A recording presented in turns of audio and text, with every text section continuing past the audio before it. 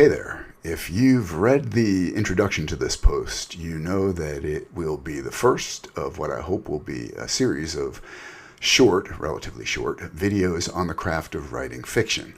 There's a lot to know about the topic. Much of it, I should say, I learned the hard way, at least at the outset, before I realized something important that I want to share with you today. That is this. In the acquisition of any skill, any craft, there are three primary things you'll want to be doing if you're looking to improve in the skill or craft as quickly and efficiently as possible. Those three things at a high level I think of as theory, drills, and practice. So it could be a musical instrument, a martial art, a foreign language, the craft of writing, craft of building, could be anything. The theory is the how-to, the books, the videos, the seminars, that sort of thing. The practice is, if it's boxing, it's sparring. If it's judo, it's randori. If it's piano, it's playing the piano with everything you've learned. If it's learning a foreign language, it's conversing, free conversation as best as you can. And if it's writing, the practice, the free practice means you're now actually writing. You're doing your thing. It's the in-between thing that I think most people don't do as much as they ought to, and that's a shame, because the middle thing is really important. It's the thing that connects the theory and the practice. And that middle thing, again, I think of as drills. Drills in, if you're learning a musical instrument, it will be scales. If you're learning a foreign language, it will be the limited, controlled application of whatever grammar and vocabulary you've recently learned. And if it's writing, it's something I think of as reading like a writer, which means read the thing that's like whatever it is you are trying to write, whether it's a novel, a screenplay, a teleplay, whether it's a whole book or story, or whether it's just a passage, a setting, a great action scene, great dialogue, a great encapsulation of character, whatever it is that's like what you're trying to do and you think is awesome, read it again and again and look for the magic tricks behind the magic. They're always in there, and if you look hard, you'll find them. The best way to spot those magic tricks is, again, by doing all three, the theory, the drills, and the practice. Today, what we're going to do is analyze one of the best openings to a novel I've ever read. That's Ken Follett's opening to his novel, his thriller, The Key to Rebecca. And we'll analyze it, and this is the kind of drill I would recommend doing on your own. We'll be going, in a sense, a little bit backwards, because in the course of analyzing this actual passage, which is something I think of as a drill, we'll be teasing out theory, craft principles that you can then apply in drills on your own to anything that you're trying to write, anything that's like what you're trying to write. Okay, that's the general concept. Now let's dive in. Okay, the opening 6 words, opening paragraph of the book, "The last camel collapsed at noon." Let's talk about that for a second. I think it's a great opening line. You might not agree. Even if you don't agree, I'll tell you why. I think it's such a great opening line. And by the way, this is a habit you want to get into as a writer. You want to be able to distinguish between your purpose, what you're trying to do, and your technique, how you're trying to do it. Always want to be able to explain why you did what you did, why this scene, why this book, why this line of dialogue, why this word, punctuation, whatever. You should always know why. If someone asks you why, you should be able to answer the question. In the course of answering it, sometimes you'll realize, oh, you know what, that's not such a good reason, and you'll change your mind. But as you get better at writing, instinctively, you'll know what your purpose is, what your reasons are. And I think there are very good reasons that "The last camel collapsed at noon" is such a great opening line, opening paragraph. It's this. What does that opening line suggest to you about where we are and what has just happened? And again, just a higher level principle, all stories are fundamentally 3 things: who, what, and where. Who is the characters? What is the plot? Where is the setting? Of course, there are lots of questions about how and why and that sort of thing mixed in with the story, and you should be asking yourself all the who, what, where, when, why, how, and how much questions as you go about writing the story, discovering the story. Those questions, the answers to those questions, and the questions you'll ask of the answers, those questions are your guides. But the story itself, again, is fundamentally 3 things: who, what, and where. And to seduce a reader into your story, you have to do two things. You have to simultaneously ground the reader in the story while also making the reader hungry for more information so that the reader wants to continue. And what that means is that every piece of information you spool out, every piece of information about who, what, and where that grounds the reader in the story is going to create the insidious and paradoxical effect of also making your reader hungry for more. You feed the reader, and at the same time you famish the reader. That's the magic. Now, what's the trick behind the magic? The last camel collapsed at noon. What do you sense about the what and where of the book? Don't have any sense of who yet. We just know something happened, and we get a sense of maybe where. I feel like probably we're in a desert. That's what I see when we talk about camels. I don't think we're on a cruise ship, a mountaintop, or at a seaside resort. We could be. I wouldn't bet my life on the fact that we're in a desert. But you're already getting a sense of where we are. Maybe some imagery is coming to mind. You're starting to get pulled into the story because you're starting to feel, sense, see a place. What happened? The last camel collapsed. You know that because it's right on the page. But what can you infer from this? The last camel, there must have been other camels. The other ones seem to have collapsed too. Was there one or two others or six? I don't know. But you know there were other camels. Ken Follett doesn't need to tell you how many. You just know there were others. You know they've also collapsed because this is the last one to collapse. And now, maybe most importantly, for the purpose of making you want to read more, do you sense that this is a good thing or a bad thing for whoever it's happening to? It's obviously a bad thing. It's a problem. The last camel collapsed. It happened at noon, by the way. If I'm right that we're in a desert, if that sense I'm getting is correct, you can probably imagine the sun directly overhead. It's probably extremely hot, and the last camel collapsed. This is bad. 6 words. Ken Follett gives you a sense of where and what, and he creates a sense that this is a bad thing. Something's going on and it isn't good. I'd like to find out more. It's just how our minds work. You know, in the newspaper business, they say if it bleeds, it leads. The fact that there's a problem, an obstacle in the story is going to make you want to read more. And that's another storytelling principle. You want to be cruel to your characters. You want to be sadistic. You want to create as many obstacles for them in the pursuit of their goals and objectives, desires, as you can. That's what makes a good story. If you make it easy for your characters, it's dull. You won't be able to explore the characters. We don't tend to express character or reveal it when things are going well. It's when things are difficult that we tend to see people's real character. So for that reason too, you want obstacles in your story. And again, in that opening line, we sense, yeah, something bad has happened. There's going to be an obstacle. There's a great video. I'm going to put it. It's in the notes. It's by a guy named Andrew Stanton, a writer for Pixar. He did a TED Talk called, I think it's called 2 + 2 = 4, like the keys to your story or something like that. I'll link to it because it's a terrific video. And in that video, Andrew Stanton will talk about how you don't want to give conclusions to your readers. You don't want, in this case, to say, the last camel collapsed in the desert at 12 o'clock sharp or something like that. If Ken Follett had done that, you would know for sure, you wouldn't have to sense it, you'd know for sure that we're in a desert. But it wouldn't engage you the same way. The 2 + 2 = 4 engages the implicit storytelling grammar that's in all of our minds and keeps that storytelling grammar functioning in a way that that engages you with whatever's on the page. The last camel collapsed at noon, you sense it's a desert, and that makes you want to read more. If somebody answers the question, you're like, yeah, it's a desert, and you're done, you're not nearly as curious. So there'll be a link to that Andrew Stanton video in the notes. Okay, let's go on. Next paragraph, second paragraph. It was the 5-year-old white bull he had bought in Giallo, the youngest and strongest of the 3 beasts, and the least ill-tempered. He liked the animal as much as a man could like a camel, which is to say that he hated it only a little. Love this paragraph too. Now we're bringing in the protagonist. Whoever is the protagonist of this scene, it's a person now. So it's not going to be a novel about camels. It's not Watership Down. That's about rabbits. This is not a novel about camels. The fact that the last camel collapsed at noon is affecting a person. And in this paragraph, we know the person is male. he had bought in, it was the 5-year-old bull he had bought in Giallo.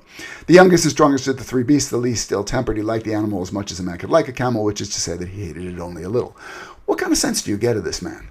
Let me ask this. Are you sensing that he is a neophyte with camels? Or are you getting the sense that, well, this guy seems to know a bit about camels. He has some experience with camels. He knows, he has some sense of, he doesn't really like camels. He hates this one only a little, which is about the best he can hope for. Again, the 2 + 2 = 4, but you're getting a sense of who this person is. We don't really know that much yet, but a sense. Okay, so we know a little. We're getting a sense of the where, desert, the what, a bad thing happened, a last camel collapsed. And now we know there were 3, 2 others before this one. It was the youngest and strongest of the 3 beasts. By the way, it makes sense that it was youngest and strongest that made it the farthest, but even the youngest and strongest has collapsed now. Not good. So again, emphasizing that we've got a real problem here. 3rd paragraph. They climbed the lured side of a small hill, man and camel planting big clumsy feet in the inconstant sand, and at the top they stopped. They looked ahead, seeing nothing but another hillock to climb, and after that 1,000 more, and it was as if the camel despaired at the thought. Its forelegs folded, then its rear went down, and it couched on top of the hill like a monument, staring across the empty desert with the indifference of the dying. Okay, finally, 3 paragraphs in mentions, yes, we are in a desert. If you didn't know it before, we're definitely in a desert. Here's a trick I learned from this very opening that I use in my own novels now. How do you make a scene come to life? Generally speaking, I would say it's like this. You give the broad picture, like in a movie, I think, or television, what they would call it is, I don't even know what they call it, but it's where the camera's way back and you can see the whole scene. Like maybe it's a battle sequence. You can see the 2 armies arrayed against each other on the field. So you get the big picture of where we are.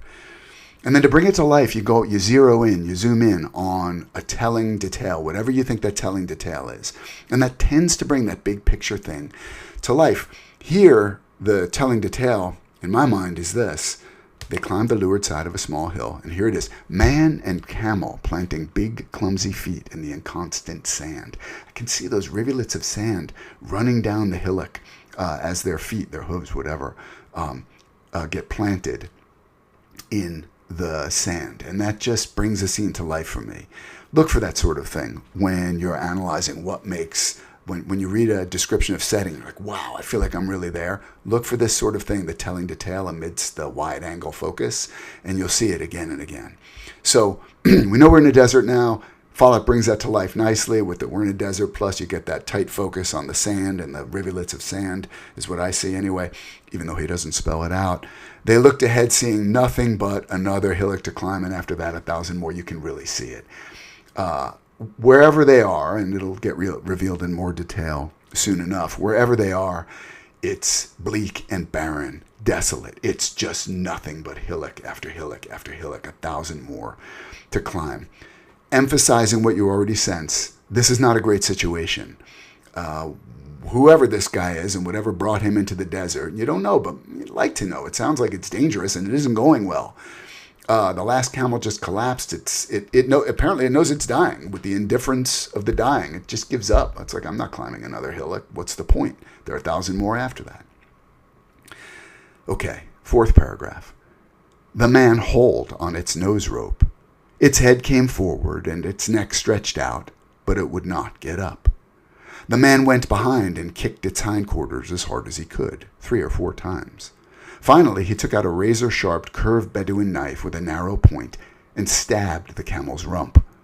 Blood flowed from the wound, but the camel did not even look around. I love this paragraph. I love this whole opening, obviously. It's why I'm using it as a teaching aid. But I'll tell you why I love this one. What do you sense about this man here? It's not spelled out. This is not a CV. It doesn't tell you what the man's experience with camels are, starting in whatever camel school and progressing to his master's of administration of camels. None of that is spelled out. But the guy sounds to me like he's got some real experience and expertise with camels. He's very direct with it. I mean, a camel's a big animal. I myself have not handled many camels, but I would be a little nervous about hauling on the nose rope of a camel that's just folded up onto the ground. And then if it resisted, I would definitely be a little nervous to go behind it and kick it as hard as I could 3 or 4 times like this guy does. I would certainly be concerned, and I might even be too squeamish, to take out a razor-sharp curved Bedouin knife with a narrow point and stab it in the rump. But this guy does all these things without any hesitation. So what can we infer from this in what Andrew Stanton would call that 2 + 2 = 4 way? This guy has a lot of experience with camels. A lot of experience. Does he seem like a gentleman? Does he seem like a sentimental man to you? None of this is spelled out. You're just getting a sense. That implicit storytelling grammar in your mind, filling in the blanks on the page that Ken Follett is deliberately leaving to draw you in. Yeah, this guy sounds, my sense, ruthless guy, direct guy with a lot of experience with camels, probably also in the desert. No nonsense guy. I don't even know his name. But I'm getting all this stuff, all this sense of who he is and what he's like without Ken Follett spelling any of it out directly. So this is just really well done because of the way it engages you. Next paragraph. The man understood what was happening. The very tissues of the animal's body, starved of nourishment, had simply stopped working, like a machine that has run out of fuel. He had seen camels collapse like this on the outskirts of an oasis, surrounded by life-giving foliage which they ignored, lacking the energy to eat. Again, spelling out a little more 2 + 2. He understood what was happening. Okay, yeah, I got the feeling he understands what's happening. I mean, he knew these little things he could do, and these things he did. And he understands what's happening. The animal is starved of nourishment. It's not working. What does that suggest? It's starved of nourishment. Hasn't eaten in a while. Does that mean they crossed a short stretch of desert? Or have they been in the desert for a while? The guy's lost 2 camels before this one. This camel is exhausted because it's starved of nourishment. Your mind is picking all this stuff up without any of it being spelled out. This is a big desert this guy's trying to cross, and it hasn't gone well. They've been in the desert longer, presumably, than he expected to be, and that's why all his camels are dying. He had seen camels collapse like this on the outskirts of an oasis. Okay, he's been in the desert before, probably more than once, because how does he know? Why does he know what's happening to the camel? He's experienced this. He's seen camels do this before. Even at the last minute, the oasis is right there. They've had enough, and they've been in the desert so long, they've lacked so much nourishment that they die within shooting distance of an oasis. So again, getting a more of a sense of this guy's experience. Follett, as you see, as we've gone through, I think 5 paragraphs now, he creates the sense and then he starts to fill it in to confirm your expectations, refine them, build them out, and keep giving you more information such that still the suspense is building. You want to know more. What is this guy doing in the desert? Why have things gone badly? He must have taken a risk or he miscalculated or both. Something's gone very wrong. Why? What's happened? What brought him to this point? Another paragraph. There were 2 tricks he might have tried. One was to pour water into its nostrils until it began to drown. The other, to light a fire under its hindquarters. He could not spare the water for one or the firewood for the other, and besides, neither method had a great chance of success. Okay, really emphasizing the point there. This guy knows a half dozen tricks for how to jumpstart a camel. I don't know any tricks. I don't know anything about camel. This guy is an expert. He certainly knows a lot of tricks. He's ruthless in applying several of them. He would have been ruthless in applying some others that were even more extreme. Drowning the camel by pouring water into its nostrils. The other was to light a fire under the camel. This is extreme. But to this guy, it's just like, it's just like opening up the hood and looking at is there oil in there? Is it overheated? Is the battery dead? He's as passionate or dispassionate about jump-starting a camel as a mechanic would be about jump-starting a car. And he knows exactly how to do it. He even knows what's not likely to work. And also, he can't spare the water for one or the firewood for another. Again, emphasizing the point, this guy's been in the desert for a long time. His situation is dire. His last camel just collapsed. It is dying. It has given up. This guy doesn't even have the firewood or the water to spare to try to jumpstart it. So he's now going to be on his own. All his camels are gone. Very bad situation. It keeps seeming... Follett keeps giving us more details about just how bad the situation is, but we still don't know why. We still don't know what's caused this. And I don't know about you, but I really want to know, and that's going to keep me reading, even as I'm getting I'm starting to get my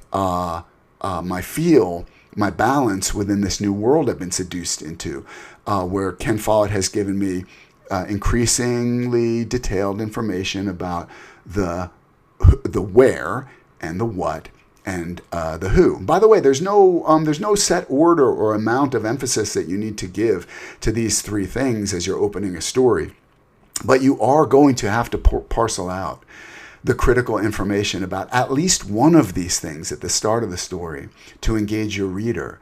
If your voice, if your description of your character's internal world and her thoughts and all that is compelling enough, then you can open a story and keep it going for a while just having your character talk to the reader.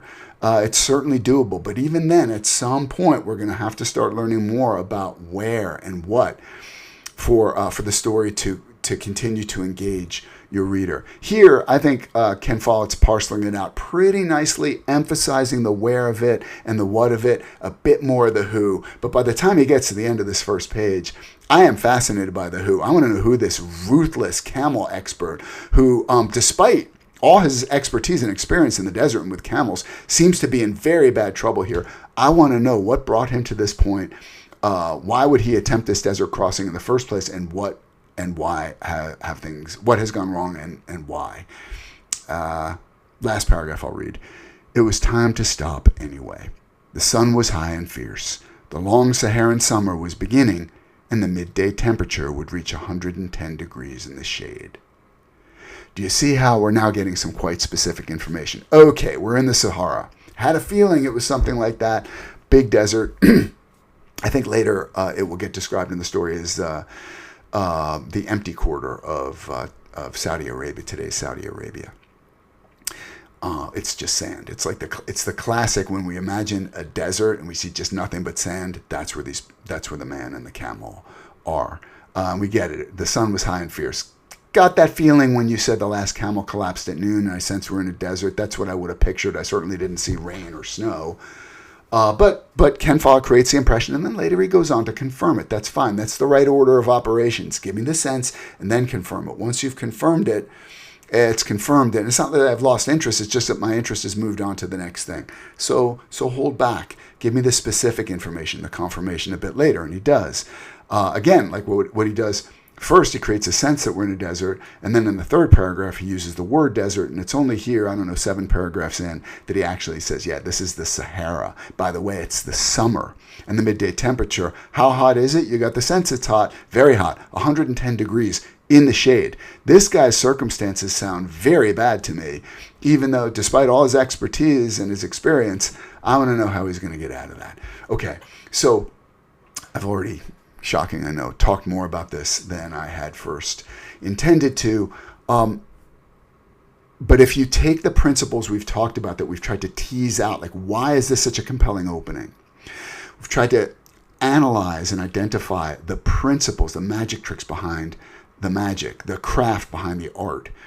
And what it comes down to, I think, is a few things. Remember, everything is who. The opening of your story is who, what, where. You've got to start parceling out information on some combination of 1, 2, or 3 of those 3 things to seduce your reader into the story. You have to do it in such a way that you're grounding the reader in the story while simultaneously starving your reader, famishing your reader for more information. Every bit of information you give your reader to pull your reader into the story makes your reader hungry for more. That's the real trick of it. And Ken Follett, again, is doing it masterfully here. Remember the 2 + 2 = 4, but there's no resume here. The man looked at the resume he had prepared before applying for this desert crossing job. He reminded himself that he had crossed the desert 10 times, and he'd only lost 4 camels in all those 10 years. It's not like that. That's dull. You see it in movies all the time. They literally break out a resume and read it. And it's just absolutely deadly dull. Here, since I mentioned that, I'll just mention one thing. Here's another. I think the software engineers might call this a heuristic, but it's just, think of it as a test. What is good writing? The more things the writing accomplishes, the better the writing is. If it accomplishes 0 things, it's not good at all and it needs to be cut. If it accomplishes only 1 thing, it might be accomplishing something necessary, but it will be boring and you need to redo it or repurpose it so that it will be accomplishing more than 1 thing, at least 2 things. All good writing has to accomplish at least 2 things. But the more things good writing, the more things the writing is accomplishing, the better the writing is by definition. So you'll see a lot of that here. This is another thing to analyze. If something is great, dialogue scene is great, let's say. Analyze it. Ask yourself, how many things is this scene accomplishing? How many purposes is the writer accomplishing with this one scene, this one paragraph, this one line of this one exchange of dialogue, whatever. You'll see that Ken Follett, in everything he spools out here, is always accomplishing more than 1 thing, and that's another thing that is one of the hallmarks of the great writing. This opening is an example of. So you got the. We're going to have the Andrew Stanton video is linked. I'll link to it in the notes. And yeah, I think this is a good place to stop since I wasn't able to stop earlier. That's not too bad. 26 minutes. If this is helpful, please say so in the comments. These things take a little while to prepare and then to do. And I'm happy to if a lot of people find it useful. If not, I can always go back to my ad hoc approach. So let me know if you found this helpful, and if you have, we'll go on to do similar lessons on character, dialogue, structure, and a whole bunch of other things. Thank you for listening. I really hope this was helpful. Cheers.